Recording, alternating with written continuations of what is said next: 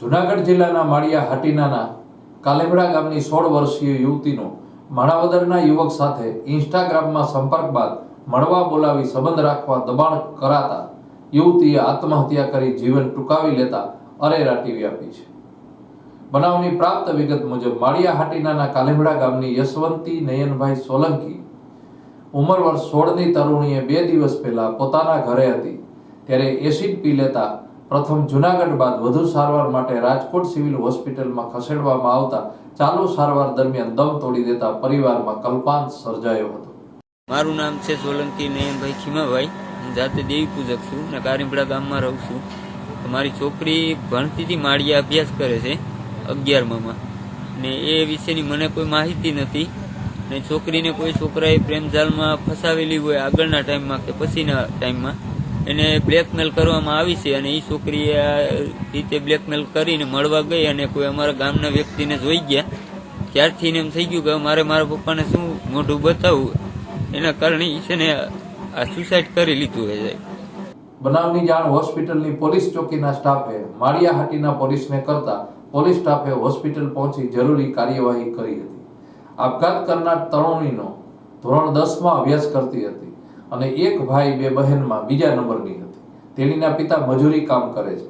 પરિવારજનોના કહેવા મુજબ પુત્રીને ઇન્સ્ટાગ્રામ ઉપર માણાવદરનો યુવક ખરાબ ફોટા મોકલી તેની સાથે વાત કરવા માટેનું કહેતો હતો અને તું મને મળવા આવજે, તું નહીં આવે તો હું તારા ઘરે આવીશ કહી ધમકી આપતા એક વખત માણાવદર મળવા પણ ગઈ હતી। ત્યાં પણ યુવકે પોતાની સાથે ધરાર સંબંધ રાખવા માટે દબાણ કરાતા કંટાળી આ પગલું ભરી લીધું હતું। બનાવ અંગે માળિયા હાટીના પોલીસે આગળની કાર્યવાહી હાથ ધરી છે। માળિયા પોલીસ સ્ટેશન વિસ્તારમાં એક બનાવ જાહેર થયેલ છે।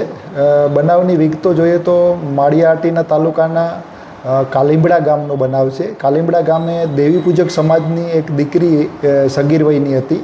આ દીકરી સાથે માણાવદરના રહેવાસી સુનિલ ખીમજી સોલંકી નામના યુવાનને પ્રેમ સંબંધ હતો અને અવારનવાર આ જે યુવાન છે એ આ સગીર વયની દીકરી છે એમને મળવા માટે બોલાવતો હતો અને આ જે સગીર વયની દીકરી છે એ આ યુવાનને મળવા માગતી ન હતી, જેથી તેમણે મળવા માટે ઇનકાર કરતા આ યુવાને સગીર વયની જે દીકરી હતી એને એવી ધમકી આપેલી હતી કે જો તું મને મળવા નહીં આવ તો હું તારા માતા પિતાને જાણ કરી દઈશ અને તારી ઇજ્જતના કાકરા કરી નાખીશ અને સમાજમાં તારી અને તારા કુટુંબની ખૂબ બેઇજ્જતી કરાવીશ। જેથી આ દીકરીને લાગી આવતા આ દીકરી એસિડ પી ગયેલ અને સારવાર દરમિયાન આ દીકરી મરણ જવા પામેલ। ગુનાની ગંભીરતાને ધ્યાને લઈ અને તાત્કાલિક અસરથી સ્થાનિક પોલીસ દ્વારા BNS કલમ 108 મુજબ ગુનો દાખલ કરવામાં આવેલ છે। તેમજ માનની SP સાહેબની સૂચના મુજબ LCB SOG અને સ્થાનિક પોલીસની જુદી જુદી ટીમો બનાવી અને આરોપીને ઝડપી લેવા માટે હાલ તાત્કાલિક અસરથી કામે લગાડવામાં આવેલ છે।